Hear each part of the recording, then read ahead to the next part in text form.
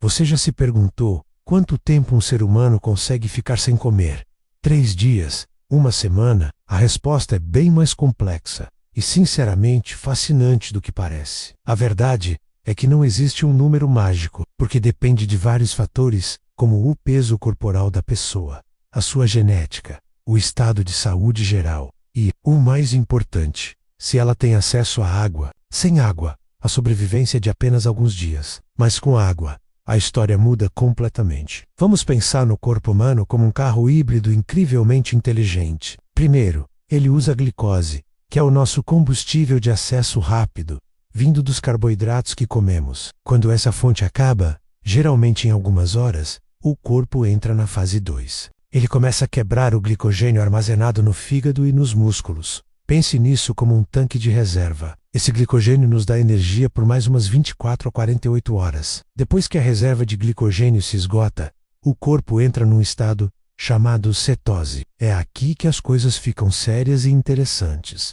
O corpo começa a quebrar a gordura corporal para produzir corpos cetônicos, que se tornam a principal fonte de energia para o cérebro e outros órgãos. É uma adaptação de sobrevivência incrível. Quanto mais gordura corporal uma pessoa tiver, mais tempo, teoricamente, ela pode sobreviver nesta fase. É por isso que uma pessoa com mais peso pode aguentar mais tempo sem comida do que uma pessoa muito magra. Mas essa queima de gordura não dura para sempre. Quando as reservas de gordura estão perigosamente baixas, o corpo entra na fase final e mais perigosa. Ele começa a quebrar as proteínas dos músculos e dos órgãos vitais para obter energia. Isso é autodestruição. O corpo está literalmente se consumindo para sobreviver. Os músculos definham, o sistema imunológico entra em colapso e os órgãos, incluindo o coração, começam a falhar. A causa final da morte por inanição geralmente é uma parada cardíaca ou falência de múltiplos órgãos. A história nos mostra exemplos impressionantes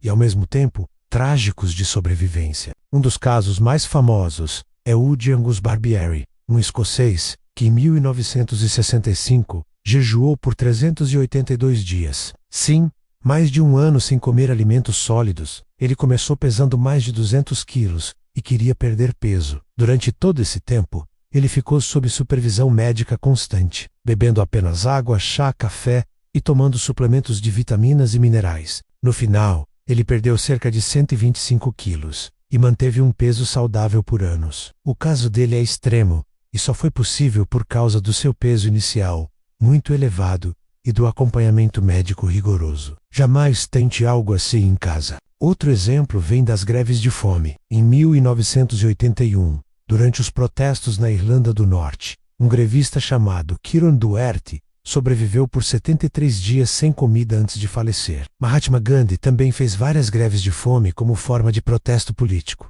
sendo a mais longa de 21 dias. Esses exemplos mostram a incrível resiliência do corpo, mas também o seu limite fatal. A regra de 3 é uma diretriz de sobrevivência que muitos conhecem.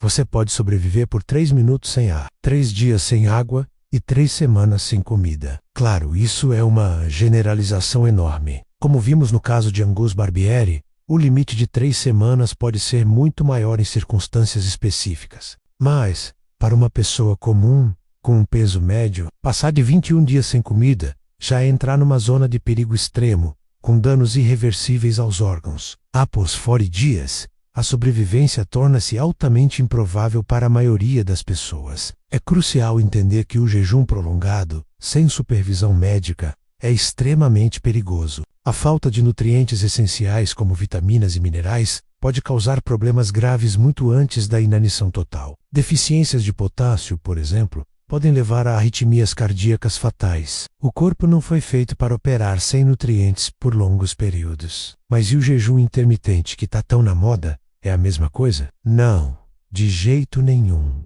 O jejum intermitente envolve ciclos de alimentação e jejum, geralmente dentro de um período de 24 horas, como jejuar por 16 horas e comer numa janela de 8 horas. Isso não esgota as reservas do corpo da mesma forma que a inanição. Na verdade, alguns estudos sugerem que o jejum intermitente pode ter benefícios para a saúde, como melhorar a sensibilidade à insulina e promover a autofagia. que é um processo de limpeza celular, mas novamente deve ser feito com cuidado e, de preferência, com orientação profissional. Então, voltando à nossa pergunta inicial, quanto tempo uma pessoa pode ficar sem comer? A resposta mais honesta é: depende. Depende da água, da gordura corporal, da saúde e da força de vontade. Pode variar de algumas semanas a, em casos raríssimos e extremos, mês do ama. O corpo humano é uma máquina de sobrevivência espetacular, capaz de se adaptar de maneiras que mal podemos imaginar. Mas ele também tem seus limites,